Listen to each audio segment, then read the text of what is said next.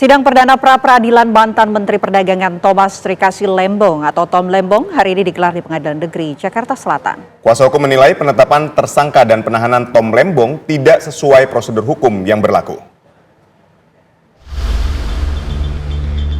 Sidang pra-peradilan yang diajukan tersangka kasus dugaan korupsi impor gula, mantan Menteri Perdagangan Thomas Trikasi Lembong atau Tom Lembong digelar hari ini di Pengadilan Negeri Jakarta Selatan.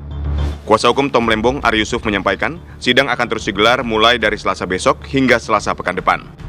Kuasa hukum menilai penetapan tersangka dan penahanan Tom Lembong tidak sesuai prosedur hukum yang berlaku. Dalam sidang pra-peradilan, kuasa hukum Tom Lembong akan membawa bukti-bukti dan menghadirkan sejumlah saksi ahli. Sesuai dengan jadwal sidang bahwa kita punya kesempatan untuk hari Rabu menghadirkan bukti-bukti, lalu hari Kamis nanti adalah ahli-ahli. Maka ada beberapa bukti-bukti surat yang sudah kita siapkan yang akan kita hadirkan dalam proses persidangan tersebut. Termasuk salah satunya dari sekian banyak bukti-bukti itu adalah surat penunjukan pengacara oleh pihak kejaksaan. Kejaksaan memberikan penunjukan pengacara. Sedangkan menurut KUHP bahwa pengacara itu dipilih sendiri oleh si tersangka.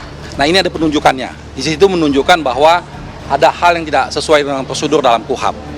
Nah, antara lain tentang surat penetapan penahanan, penetapan sebagai tersangka, dan yang lain-lainnya. Kami akan mengajukan beberapa ahli, yaitu ahli tentang perdagangan gula, untuk menjelaskan bahwa tidak benar ada informasi adanya surplus gula tersebut.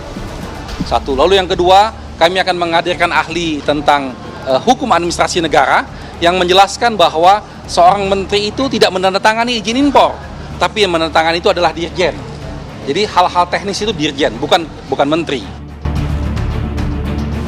Sebelumnya Kejaksaan Agung menetapkan mantan Menteri Perdagangan Tom Lembong dan Direktur Pengembangan Bisnis PT Perusahaan Perdagangan Indonesia berinisial CS sebagai tersangka kasus dugaan korupsi impor gula periode 2015-2016. Penetapan tersangka dilakukan setelah penyidik menemukan kecukupan alat bukti yang berhubungan dengan keterlibatan keduanya dalam kasus yang merugikan negara hingga 400 miliar rupiah.